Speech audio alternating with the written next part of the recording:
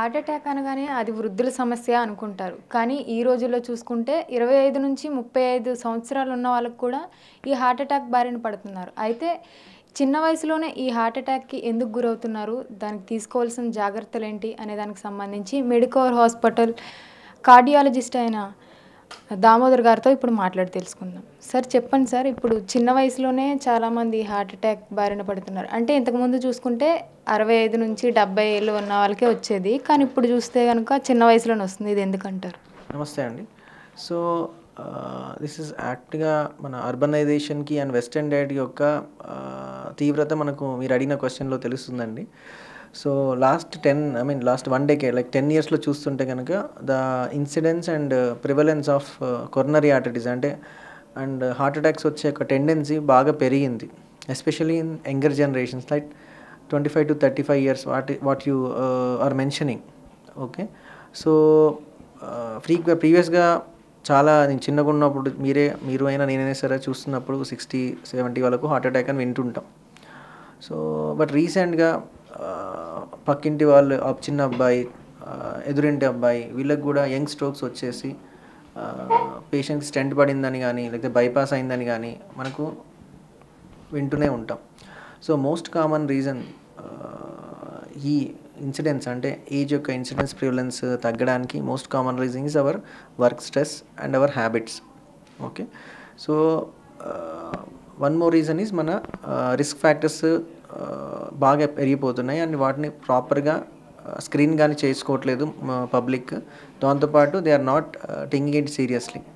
So మొట్టమొదటిగా work stress పెరుగుతుంది. So work stress handle చేయలేకపోతున్నారు. అంటే సరిగ్గా బ్యాలెన్స్డ్గా డైట్ కానీ బ్యాలెన్స్డ్గా స్లీప్ కానీ తీసుకోలేకపోతున్నారు. అది దానివల్ల స్ట్రెస్ లెవెల్స్ పెరిగిపోయి సడన్గా హార్ట్ స్ట్రోక్స్కి రీజన్ అదొకటి.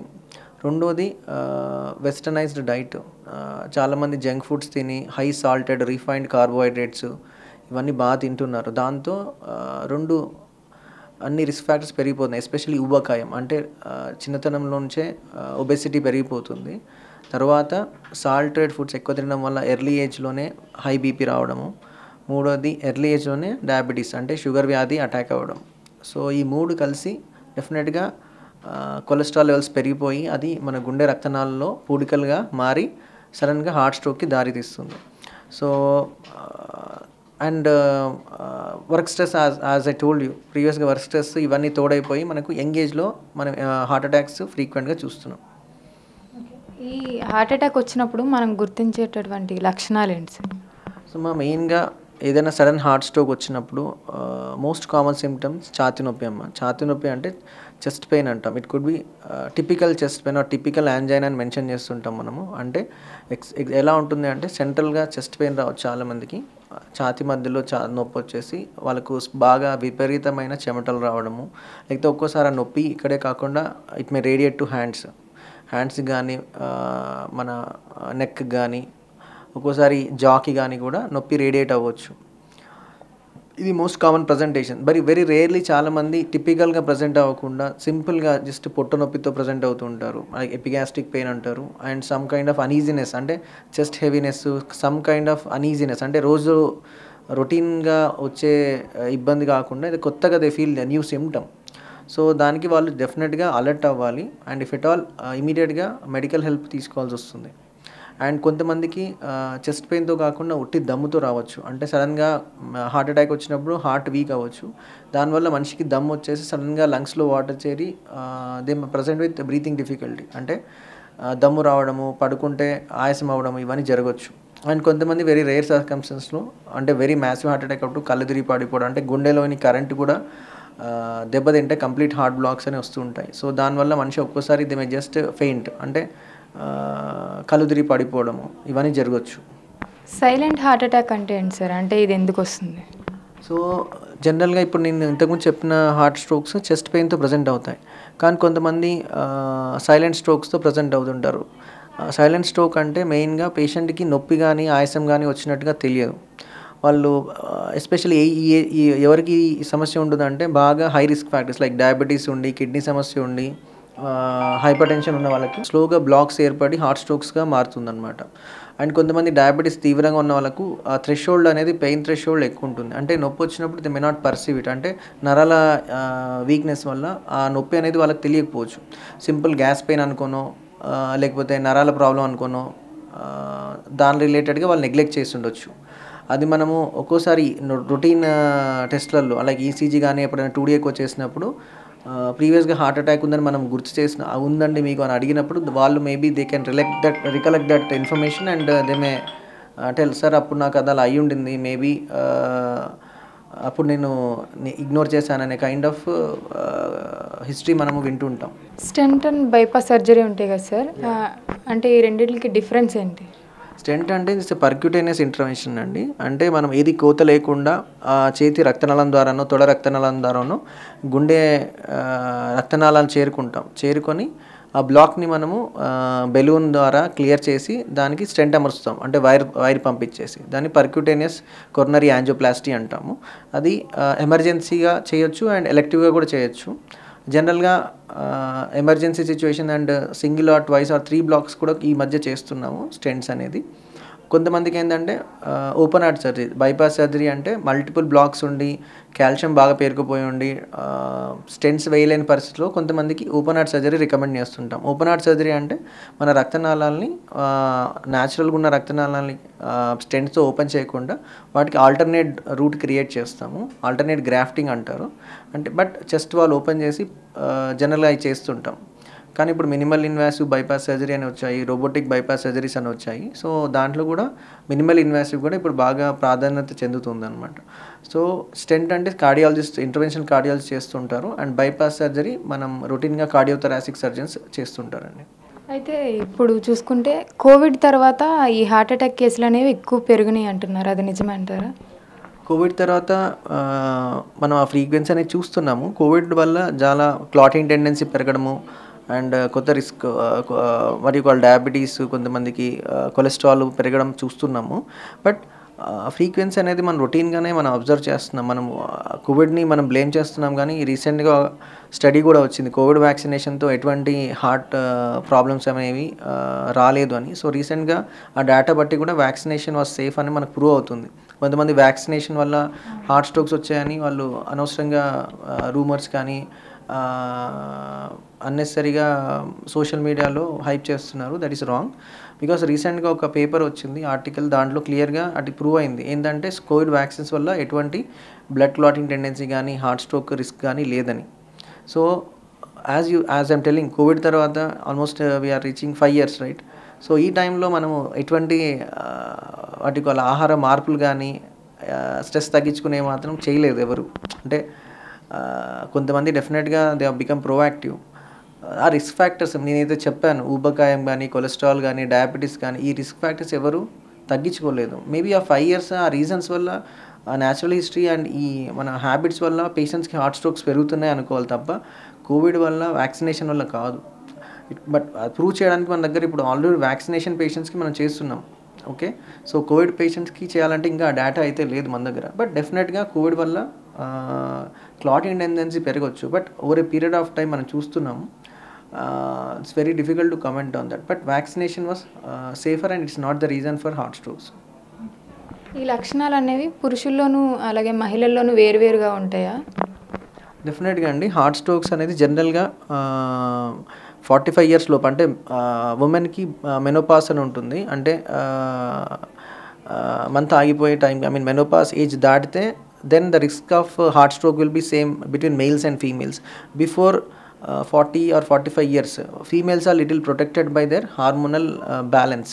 సో వాళ్ళకు కొద్దిగా మగవాళ్ళతో కంపేర్ చేస్తే హార్ట్ అటాక్ టెండెన్సీ తగ్గుతుంది. But if at all they follow bad lifestyle, like ఇప్పుడు చాలామంది చూస్తున్నాము women are almost like using same అలవాటు పడుతున్నారు హ్యాబిట్స్కి, మగవాళ్ళ హ్యాబిట్స్కి, లైక్ ఆల్కహాల్, స్మోకింగ్, డ్రగ్స్, ఇవన్నీ. If at all they are doing same మగవారితో పాటు సిమిలర్ కైండ్ ఆఫ్ హ్యాబిట్స్ వాళ్ళు ఫాలో అవుతే కనుక మగవాళ్ళైనా ఆడవాళ్ళైనా the tendency will be same. అంటే ఏజ్ కొంతవరకే మనకు ప్రొటెక్ట్ చేయగలదు. It doesn't. అండ్ ఇంకా స్మోకింగ్, ఆల్కహాల్ తీసుకునే వాళ్ళకి మేల్స్ కంటే ఉమెన్స్లో ఎక్కువ హార్ట్ స్ట్రోక్స్ అనేది ఎవిడెన్స్ ఉంది మనకు. అయితే అయితే ఈ మధ్య కాలంలో ఈ హార్ట్ అటాక్కి ఎక్కువ యూత్ ఎఫెక్ట్ అవుతున్నారు. దేనికోసం అంటారు? అదే యూత్ అని అదే చెప్పాను కదా, all these factors especially bad life style, unbalanced sleep, unbalanced diet and రొటీన్గా హార్ట్ చెకప్స్ చేసుకోవడం. జనరల్లీ మనం every 1 year heart checkups recommend చేస్తుంటాం. Like ECG, 2D echo, treadmill, ఇప్పుడు కొత్తగా కాల్షియం స్కోర్ అని కూడా వచ్చింది. అండ్ కొలెస్ట్రాల్ అంటే ఫ్యామిలీ హిస్టరీ ఉన్న వాళ్ళకు, అంటే పేరెంట్స్లో 50, 55 to 60 years కంటే తక్కువ హార్ట్ స్ట్రోక్స్ వచ్చి ఉన్న ఫ్యామిలీ హిస్టరీ ఉన్న వాళ్ళు ఫ్రీక్వెంట్గా స్క్రీన్ చేసుకోవడము, ఫ్యామిలీలో కొలెస్ట్రాల్ ఉంటే అది ఫెమిలియల్ డిస్లిపిడీమియా రూల్ అవుట్ చేసుకోవడం, ఇవన్నీ స్క్రీన్ చేసుకుంటే మనం ఇప్పుడు కొత్త మార్కర్స్ కూడా వచ్చాయి. Lipoprotein A, apolipoprotein and homocysteine, HSCRP, ఇవన్నీ మనము రొటీన్గా స్క్రీన్ చేసుకుంటే ఈ పేషెంట్స్కి ఏమైనా ఎర్లీ ఏజ్లో స్టాటిన్స్ కానీ బ్లడ్ థిన్నర్స్ కానీ స్టార్ట్ చేయాలని కొన్ని స్కోర్స్ ఉంటాయి. కార్డియో ఫ్రామింగమ్ స్కోర్ అని అండ్ ఏఎస్విడి స్కోర్స్ అని, వాటి వల్ల మనము పేషెంట్కి మెడిసిన్స్ పెట్టొచ్చా లేదా అని మనం డిసైడ్ చేస్తాం. సో దట్ వీళ్ళకి ఎర్లీ ఏజ్లో మనము హార్ట్ స్ట్రోక్స్ ప్రివెంట్ చేసేదానికి కొద్దిగా అవకాశం ఉంటుంది. But in spite of doing everything, but habits కనుక ఎస్పెషల్లీ స్మోకింగ్ ఉంటే కనుక థింగ్స్ ఆర్ లిటిల్ అన్ప్రిడిక్టబుల్ అండి. సడన్గా they may have heart stroke in spite of doing all the screening work. ఇప్పుడు రీసెంట్గా చూసుకుంటే ఎక్కువ జిమ్కి వెళ్తున్నారు కదా, జిమ్కి వెళ్ళే వాళ్ళలో ఈ హార్ట్ అటాక్ సమస్య అనేది ఎక్కువగా ఉంది అంటున్నారు. అది నిజమే అంటారా? సో జిమ్కి వెళ్ళే వాళ్ళకి హార్ట్ స్ట్రోక్ వస్తుందని కాదండి. సో ఎవరికైతే హార్ట్ సంబంధించిన ఫ్యాక్టర్స్ అంటే రిస్క్ ఫ్యాక్టర్స్ ఉన్నాయో, అంటే పైన చెప్పినట్టుగా ఇఫ్ ఎట్ ఆల్ జిమ్కి వెళ్ళే వాళ్ళకి డయాబెటీస్ ఉంది, హైపర్ టెన్షన్ ఉంది అండ్ అడ్యుకాల్ కొలెస్ట్రాల్ ఉంది, ఇవన్నీ ఉన్నప్పుడు జనరల్గా వాళ్ళు జిమ్ చేసే ముందర స్క్రీన్ చేసుకోవాలి హార్ట్ని. లైక్ ఈసీజీ ఎకో, ట్రెడ్మిల్ చేసుకుంటే ఒక్కోసారి మనం ఎంత యాక్టివ్గా పర్ఫామ్ చేయాలి జిమ్ అనేది మనం కొంచెం సజెస్ట్ చేయొచ్చు. కొన్నిసార్లు హార్ట్ అటాకే కాకుండా సడన్ కార్డియక్ డెత్స్కి వేరే రీజన్స్ ఉంటాయి. లైక్ హైపోట్రోఫిక్ కార్డియం అంటే కొన్ని గుండె సంబంధించిన మజిల్ డిజార్డర్స్ అంటారు, ఇన్ఫిల్ట్రేటివ్ కార్డియోమైపతీస్, అరిథమోజెనిక్ కార్డియోమైపతీస్ అంటారు. సో అది హార్ట్ స్ట్రోక్స్ కాదు, but they can cause sudden cardiac arrest. So అవన్నీ మనకు ఎలా తెలుస్తాయి? రొటీన్స్ హార్ట్ స్క్రీనింగ్ ద్వారా తెలుస్తాయి అన్నమాట. ఈసీజీ బేసిక్ 2D ఎకో చేసుకుంటే మనము అట్లీస్ట్ మనము కొంత శాతం అన్నా అది మనం ప్రివెంట్ చేయొచ్చు. ఎందుకంటే వాళ్ళకి తెలియకుండా హార్ట్ వీక్ ఉందా తెలియదు, హార్ట్ మజిల్ థిక్నెస్ ఎక్కువ ఉందా తెలియదు, ఇంకోటి హార్ట్లోని ఎలక్ట్రికల్ డిస్టర్బెన్స్ ఉందా వాళ్ళకి తెలియకుండా ఒక్కోసారి జిమ్ చేసినప్పుడు కొన్ని ఎక్సర్సైజ్ చేసినప్పుడు కూడా హార్ట్ మీద లోడ్ పడి ఎలక్ట్రికల్ డిస్టర్బెన్స్ వచ్చి సడన్ కార్డియక్ అరెస్ట్ అవ్వచ్చు. కొన్నిసార్లు తెలియకుండా వాళ్ళకి బ్లాక్స్ ఉండొచ్చు. మనం బాగా హార్ట్ యాక్టివిటీ అంటే జిమ్ చేసినప్పుడు గుండె ఓవర్లోడ్ అయిపోయి గుండె వేగం పెరిగిపోయి సడన్గా హార్ట్ స్ట్రోక్స్ వచ్చే అవకాశం డెఫినెట్గా ఉంది. అంటే మితిమీరిన వ్యాయామం చేసి తెలియకుండా, అంటే ప్రాబ్లమ్స్ ఉన్నాయని తెలియకుండా మితిమీరంగా చేస్తుంటారు. సో డెఫినెట్గా అందుకనే యాక్టివ్గా ఉన్నా లేకపోయినా రొటీన్గా మన జిమ్కి వెళ్ళకపోయినా స్క్రీనింగ్ అనేది రొటీన్గా సజెస్ట్ చేస్తున్నాం. ఎస్పెషల్లీ జిమ్కి వెళ్ళే వాళ్ళు రొటీన్ హార్ట్ చెకప్ చేసుకొని జిమ్ చేసుకోవడం it is more safer. Especially with this life style habits, it's coronary artery disease or sudden cardiac deaths are becoming unpredictable. ఇప్పుడు రీసెంట్గా చూసుకుంటే చాలామంది హార్ట్లో పెయిన్ వస్తుంది అని చెప్తారు. అంటే ఇది సిమ్టమ్స్ అనుకోవాలా హార్ట్ అటాక్కి? చూడమని ఆల్రెడీ నేను చెప్పినట్టుగా టిపికల్ యాంజైనా అంటే హార్ట్ స్ట్రోక్ సంబంధించింది టిపికల్గా పెయిన్ అంటే ఛాతీ నొప్పి రావడం, దాంతో చెమటలు రావడము, దమ్ము రావడము, ఇవన్నీ క్లాసికల్గా చెప్తూ ఉంటాము. కొంతమందికి నాన్ కార్డియక్ చెస్ట్ పెయిన్స్ కూడా రిపీటెడ్గా చాలామంది ఛాతీ చిన్న నొప్పి వస్తే కూడా హాస్పిటల్కి వస్తూ ఉంటారు. There are 2 kinds of people. ఒకరేమో పెయిన్ని ఇగ్నోర్ చేసి లేట్గా ప్రజెంట్ అవుతుంటారు. కొంతమంది చిన్న నొప్పులకు కూడా చిన్నగా నొప్పి పిన్స్తో కూర్చున్నట్టు ఉంది అనడము. సో వాళ్ళకు మనం రొటీన్ స్క్రీనింగ్ చేసి ఉంటాము. సో గుండె సంబంధించిన కాదా అని మనం రొటీన్ స్క్రీనింగ్లో తెలిసిపోతుంది అనమాట. వాళ్ళకు జనరల్గా రీఅష్యూరెన్స్ ఇస్తుంటాం, లైక్ ఇది గుండె నొప్పి కాదు అని చెప్పేసి. అది ఈసీజీ ఎకో, ట్రెడ్మిల్ చేసిన తర్వాత. హార్ట్ హెల్త్కి సంబంధించి యూత్కి ఏమైనా టిప్స్ ఇవ్వాలనుకుంటున్నారు? సో డెఫినెట్గా మనము మన లైఫ్ స్టైల్ని క్లియర్గా బ్యాలెన్స్ చేసుకొని చెడు అలవాట్లకు దూరంగా ఉండి మన డైట్ హ్యాబిట్స్లో carbohydrates, proteins and minerals, vitamins everything బ్యాలెన్స్డ్గా పోర్షన్స్లో తీసుకుంటూ డైలీ అట్లీస్ట్ ఒక 30 minutes వాక్ చేసి, అండ్ ఒకవేళ రిస్క్ ఫ్యాక్టర్స్ ఏమైనా ఉంటే లైక్ ఆల్రెడీ మీరు డయాబెటిక్, హైపర్టెన్సివ్ అండ్ కొలెస్ట్రాల్ ఉంటే కనుక రెగ్యులర్గా అవి కంట్రోల్ చేసుకొని అండ్ రెగ్యులర్గా ఇయర్లీ ఒకసారి హెల్త్ చెకప్స్ చేసుకుంటే కార్డియాలజిస్ట్ దగ్గర మేబీ మనము most of the time emergencies అంటే సడన్ ఎమర్జెన్సీస్ని ప్రివెంట్ చేయొచ్చు. సమ్టైమ్స్ వెరీ రేర్లీ ఇది చేసినా కూడా 1 to 2% what you call miss it. But డెఫినెట్గా మనం 90 to 95% మనము ఇది ఎర్లీగా డిటెక్ట్ చేసి పేషెంట్ని మనము వాట్ యు కాల్ అలర్ట్ చేసి వాళ్ళని రెగ్యులర్గా ఫాలో అప్ చేసుకుంటే మనకి సడన్ ఎమర్జెన్సీ తగ్గే అవకాశం ఉంది. చూసారు కదా, ఎప్పుడు కూడా మన లైఫ్ స్టైల్ అనేది మనం తినే ఫుడ్ మీద ఆధారపడి ఉంటుందని అయితే చెప్పారు. ప్రతి ఒక్కరు కూడా ప్రోటీన్ ఫుడ్ తీసుకొని, అలాగే జిమ్ చేసే వాళ్ళు కూడా ఓవర్ వెయిట్ లిఫ్ట్ చేయకుండా తగిన జాగ్రత్తలు తీసుకొని చేస్తే ఎటువంటి ప్రాబ్లం ఉందని అయితే చెప్తున్నారు. For more videos like this, subscribe Big TV channel.